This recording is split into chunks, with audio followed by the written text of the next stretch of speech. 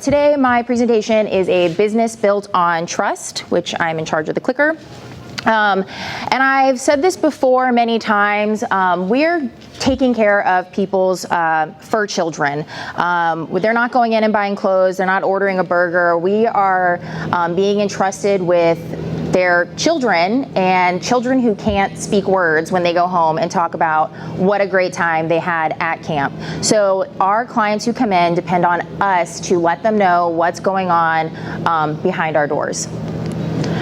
So one of the main ways that we build trust within our clients is transparency and care and communication.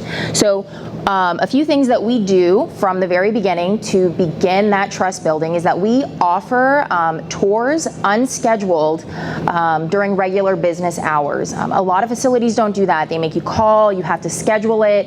You're more than welcome to come into the chaos. We will let you know that it's a busy time and that it's chaotic in the back, but we want you to see what's going on. We want you to know what's happening in the back and how the dogs are being taken care of. So immediately right away, we encourage clients who call with questions to stop by so that they have a better understanding of what we're doing. We also offer live webcams, so you can go to our webpage, you can download the app, and we have free webcams so that our clients can view their dogs playing inside and outside our play yards. I do have clients that will log into the webpage, and in their classrooms while they're teaching, they have their dogs up on the screen for their students to see. So anyone has access to these cameras. It's just another way for us to encourage parents to see what we're doing, what to expect while their pup is in our care. And then staff updates. My teams are incredibly great about knowing the dogs at a personal level. So we're making note of any play or behavior changes, how they're eating, not eating. We bring it to the parents' attention. Dogs are like children, except we can't sit down and tell them, hey, this big life thing is happening at home, and explain to them that things are going to be okay. Instead, they come to camp with all that extra anxiety, change in what's going on at home.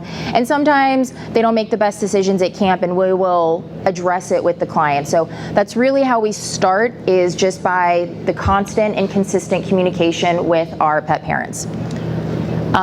Trained and passionate staff is another way, which you can see me, I'm pretty passionate up here. And this is my manager, Perry, and then one of my leads, Caitlin, and our new groomer, Lauren, who are up here.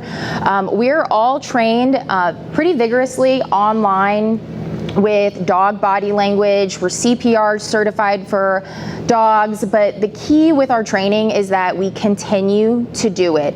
It's not just, hey, it's your first day of work, here's 8 hours of video footage, sit down, take a test, and we move on. It's consistent, and we're vigorous. We go back, we quiz our staff pretty regularly and infrequently on different topics and care of dogs, expectations of camp, and how Camp Bow Wow does things. And I would like to mention that we do treat dogs better than if they were our own. Like mentioned earlier, I have 3 dogs, and I have to say they probably get the brunt, like not the best treatment. They're treated like my kids, suck it up, rub some dirt on it.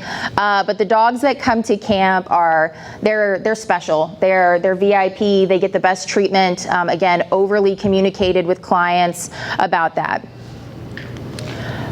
Safety first, we do mandatory social evaluations at camp, which is completely free. So as long as the dog meets our criteria in the beginning of being spayed or neutered, current on rabies, distemper, bordetella, and the bivalent flu, and they pass the evaluation, then they get to come to camp. We have supervised playgroups, so our dogs are never left unattended. You will see a human in the play yard with the dogs on the camera in a red t-shirt. Their job is to be a lifeguard, referee, and mediator, and we clean all of the facility with hospital grade solutions. So there's no bleach or ammonia in our facility. It's live enzymes with cold water. One of the things that I do showcase on our tours is a utility closet. It stinks, it's boring, there's nothing fun in there, but I want to make sure that our clients can smell no bleach or ammonia in our building. Personalized attention and care. A few things that we do differently than other facilities is that we do offer one-on-one time. It's a great way if you feel guilty about leaving your pet for a long time. My own dogs love snuggle and fetch times. I do pay more for that so that they feel that extra love and affection when they're at camp. Our campers who are boarding or spending the night with us, they can bring in items from home that help them feel more comfortable, their favorite beds, babies, blankets, t-shirts that smell like you are really helpful. And then what really sets us apart is that we do accommodate special diets and free administration of medication. Lots of places do upcharge that. We do not. It is part of their care, and we're going to provide it at no additional cost.